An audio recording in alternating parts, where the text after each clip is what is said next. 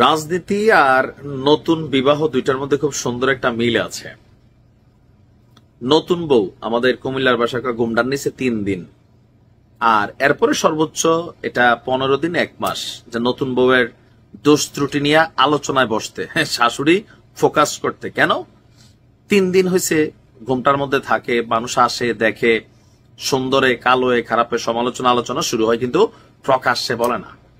তো 2-4 মাস গেলে এই ঘরের তাই আর এই ঘরের তাই ঝগড়া লাগলে বোঝা যায় কার ফুতের বউ কুদ্দুর খারাপ, এইটাও কিন্তু আলোচনায় উঠতে আসে। দেখ সত্যি রাজনীতির মধ্যে জিনিসটা কেমন, নতুন কোন সরকার বা অন্তর্বর্তী সরকার, ইন্টারিম গভর্নমেন্ট যেটাই আসুক, 2-4 মাস অন্যান্য রাজনৈতিক দলগুলো চুপচাপ থাকে, বাট যত দিন যায় আস্তে আস্তে আস্তে আস্তে চাপ প্রয়োগ হয়।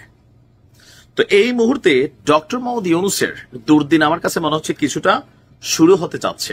এটা কেন বললাম, জাকির খান, হ্যাঁ, গেট আপটা দেখছেন নি একটা, কালকে যে মুক্তি পাইছে ছাত্র দলের নারায়ণগঞ্জের লিডার। আমি ওনারে এর আগে নিউজটা দেখছি, বাট এই লেভেলে জনপ্রিয় জানতাম না ভাই। কালকে যা দেখছি, এই তোরা রাজুতে বাদ দেন, মানে জাকির বের হইছে পুরো ঢাকা শহরের বা নারায়ণগঞ্জ শহরের মধ্যে যে মহড়া এই লেভেলের একজন লিডারের জন্য, তাহলে আপনি বুঝতে পারছেন যে বিএনপি যদি আসলে মাঠে নামে পরিস্থিতি কোন দিকে যাবে। একটা ট্রেইলার আমার কাছে কালকে জাকিরের মুক্তির পর একটা লোকাল নেতার লোকাল কর্মীরা যেভাবে ঢাকা এন্ট্রি নিছে, যা দেখাইছে, সেখান থেকে বোঝেন তারেক রহমান যদি ডাক দেয়, আসলে মাঠের পরিস্থিতি বিএনপির এই যে জং ধরা রয়েছে এরকম একটা টানা টোনা দিয়া, হ্যাঁ, এরকম ব্যায়াম ট্যায়াম কইরা মাঠে বেটা এরকম যদি নামা শুরু হয়, সার্জিস হাসনাত রিনি এখনো মুখে মুখে বলতেছে অনেকে, পরিস্থিতিটা কোন দিকে যাবে। তো সরকারের উপর চাপ তৈরি হবে, এবং কি সরকার একটা সময় ডিসেম্বরের মধ্যে নির্বাচন মনে দিয়েই দিবে। কারণ কি ডিসেম্বরের মধ্যে নির্বাচন দিতেই হবে, সিচুয়েশনটা তৈরি হয়ে গেছে। কেউ বলছে বাপ দায়কে আদায় করে নিব, কেউ বলছে আদায় করে নিব, আর নানান ভাষা। এবার তারেক রহমানও যখন মুখ খুলেছেন, এরপরে বিএনপিকে এই মুহূর্তে মির্জা ফখরুল ইসলামের পর রিজভী সাহেবের জায়গাটা আমার মনে হয় যে অনেক মোটামুটি যিনি হাইলাইটে চলে আসছেন, তিনি হচ্ছেন সালাউদ্দিন আহমেদ।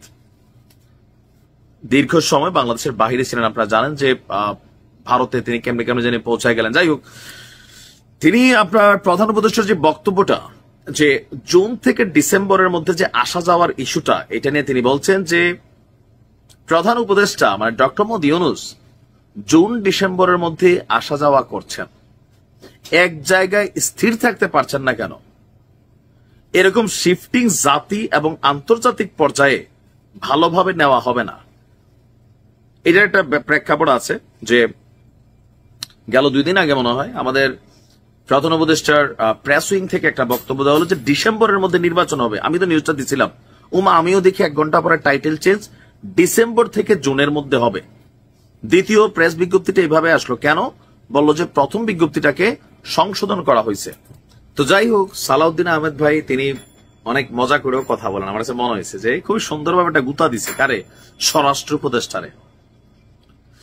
যে মানুষ তাদের 5 বছরের জন্য চায়, এটা তিনি শুনছেন মানুষ নাকি তাকে বলছে, কিন্তু স্বরাষ্ট্র উপদেষ্টার পদত্যাগ নিয়ে যে দেশে তালি বাজলো, এটাকে তিনি শোনেন নাই। এই কথাটা সুন্দর হিট হয়েছে, আমার কাছে মনে হয়েছে ওইটা তিনি শুনলেন, কিন্তু পদত্যাগ নিয়ে তো অনেক কিছু হয়েছে আসি ইস্যুতে, আসলে শোনে না। তবে ওই যে যেটা আমার পক্ষে আসে আমরা এটা শুনি, অন্যগুলার আমরা স্কিপ করি।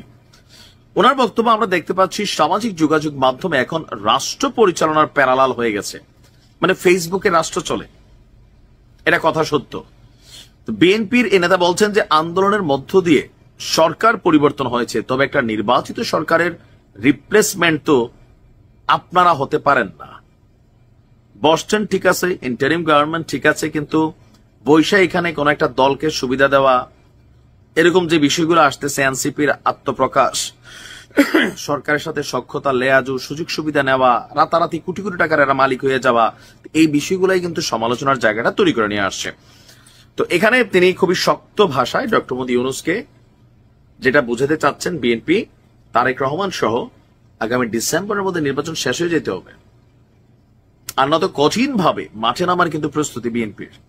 আর নামলে কি হবে, জাকিরের মুক্তির পর বেশ কয়েকটা মানে একটা হত্যা মামলার আসামি কিন্তু নেই, আরো অনেকগুলো মামলার আসামি, এই লেভেলের একজন দাগি আসামি ভাইয়ের জন্য, লিডারের জন্য পাবলিকের যে ক্রেজি, তাহলে ছাত্র জনতা কি সব মূর্খ নাকি? এরকম তো না নিশ্চয়ই, তারাও ছাত্র জনতার মধ্যে আছে অনেকেই। মানে বাতাসটা বুঝতে পারছেন তো নাকি?